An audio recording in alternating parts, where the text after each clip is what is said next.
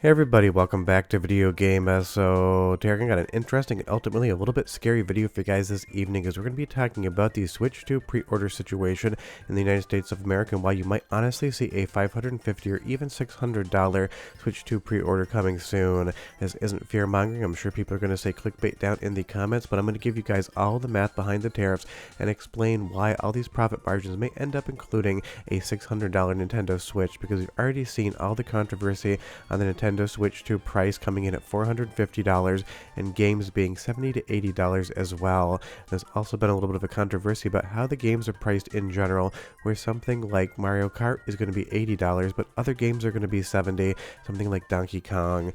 And we talked about the fact that these tariffs had in fact been rolled out and the Nintendo Switch pre-orders had been delayed in North America, but today we're going to be talking about what the price could be, going through some of Nintendo's own statements that they released just yesterday evening.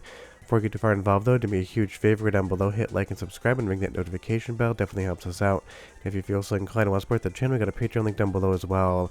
If I sound a little bit off today, I apologize. I am still fighting off a cold I caught over the weekend at the Midwest Gaming Classic Expo, where I was exhibiting some hardware.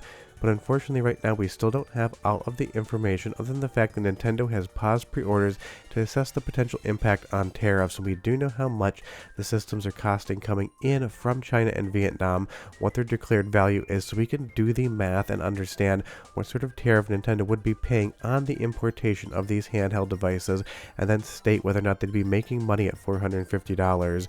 But honestly, spoiler alert, with the tariffs at $450, Nintendo would be taking a loss on every single console they sold.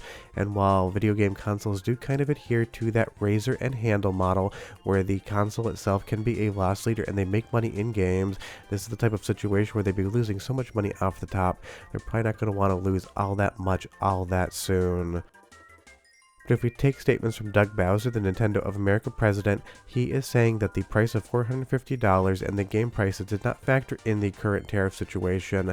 And again, we went through the pricing in a previous video, but we know the fact that the Switch 2 is coming in from Vietnam were listed at $338. That means that is their actual tangible expense cost. When you import something, you state how much that product cost you to make, so we have a value of $338.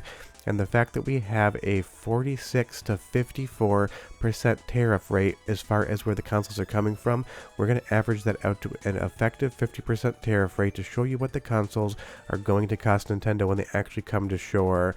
So you'll see here we have a $338 price, the declared value on the importation, and that's going to be assessed a 50% tariff rate as of today. It could change tomorrow, we do not know. So that means every single Nintendo Switch brought in currently with the tariffs is going to cost Nintendo $507, and that is before anybody has seen a taste of profit whatsoever. So obviously if they're selling a Nintendo Switch at $450, they would be losing money on every console that comes into America after the tariffs hit. Now of course they brought some consoles over before that trying to avoid the tariffs, so we're just talking about the current situation. But because Nintendo plans on selling this thing for a very long time, obviously they are reassessing the overall pre-order, and I am sure that the pricing is subject to change, because that's what Doug Bowser himself said. And we have to remember, we're only talking about the build of materials and the tariff. There's marketing behind the Switch 2, there's all the development costs as far as paying salaries to the people that make this hardware, but we can only talk about what the actual build of materials is.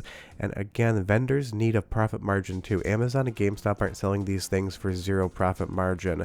And while a console can be a loss leader, it just depends on what Nintendo wants to do here. They can decide to just eat that cost and sell the Switch at $450, hope the tariffs go away soon, and just kind of have to grin and bear it, or they can pass that new tariff cost on to the end consumer, and that's why they paused the pre-orders. I'm sure they've got a lot smarter minds than me trying to figure out how long these tariffs are going to last, because there has been some news that maybe Vietnam is negotiating to reduce down their tariffs to the United States, basically giving something coming up as par. So it's one of those things. It is a very volatile situation, and we just don't know. But the fact is, at $450, they would be losing money on every Switch they sold that comes into America after the tariffs have been announced. And it's one of those things. they're already pushing the envelope as far as the price is concerned. I understand that a company is allowed to price something any way they want, but the overall comments in all of the live streams from the Nintendo Directs have just been nothing but lower the price being spammed over and over again, because a $450 console and an $80 physical game, that's starting to get very, very expensive for people, and it's not like we're in the best economy in the world right now. Now, in the previous video, I said, be cool in the comments, don't turn it into a gigantic political fight, and you guys did a very good job of having constructive conversations. I appreciated it, so let's do the same thing here. Let's talk about the topic at hand and not some of the underlying political implications of it. But again, when they talk about the pricing of the game, they're on the defensive or back foot here, even with Mario Kart talking about the game has a lot to it, so the $80 price point feels justified. But that is not a good position for Nintendo to be in, trust me, because as someone who has launched multiple goods to the consumer market in past jobs, anytime you have to justify your price and explain to consumers why they should want to pay it, means that consumers see the object is overpriced and are being a little bit reticent to actually spend that money.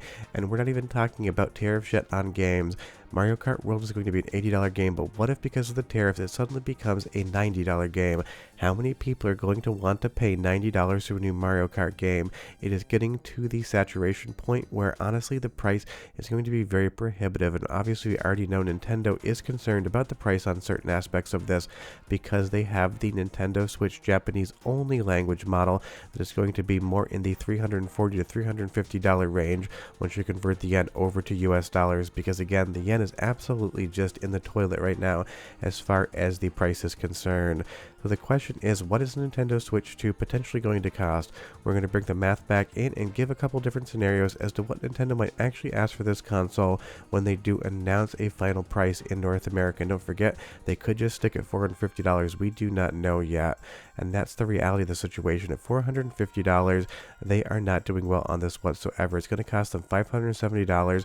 They are taking a $57 loss if they keep the price normalized. Now let's say they bring it up to $500. That's a very expensive Nintendo Switch 2 already, and in this situation they still would be taking a loss just of $7. Is Nintendo going to want to take a loss on these consoles? We just don't know yet, and we even have to deal with the profit margin for the vendors. If they bring it up to $550, now they're actually turning a quote-unquote profit of $43, but after the resellers get their profit cut as well, Nintendo isn't left with much. If they sell it at $600, they're going to have a situation where they have a $93 on paper profit, minus the fact that obviously they're selling it to the Amazons and GameStops of the world, and they're not going to be making that much. But you can see if Nintendo wants to make profit or at least break even on these consoles, a $550 or $600 Switch 2 in the United States of America is not out of the realm of possibility. And I think it's also going to, if the tariffs stay around for a long time, push more developers and publishers to release these game key cards, because the tariff is just on the physical product. If it costs $2 to make a key card and it costs $30 to make a cartridge with the games on them, you're going to see a situation where basically everything could ship on a game key card, so publishers could avoid as much of the tariffs as possible and keep that profit in their pocket. Because we're being entirely honest, Nintendo is definitely pushing it with the pricing here. $80 for Kirby, a Switch game that obviously is going to get enhancements on Nintendo Switch 2, but is still a previous gen game, just ends up looking to the average consumer like a little bit of a price gouge. I can understand if they developed Mario Kart World and spent a metric crap ton of hours on that actual process with hundreds of employees, maybe $80 is a justified price point. But something like a re-release of a Switch game with graphical enhancements and maybe even a few bonus features, it's kind of hard to understand how that game could suddenly be $20 more than the system that it actually originated on. And that really is the situation here with everything going on. Pretty much nobody knows what's going to happen next. It could be possible that by the time this video goes out, 24 hours later, all of these tariffs are removed and the price goes back to $450. If they aren't removed though, I highly don't see a situation where Nintendo decides to sell the console for $450.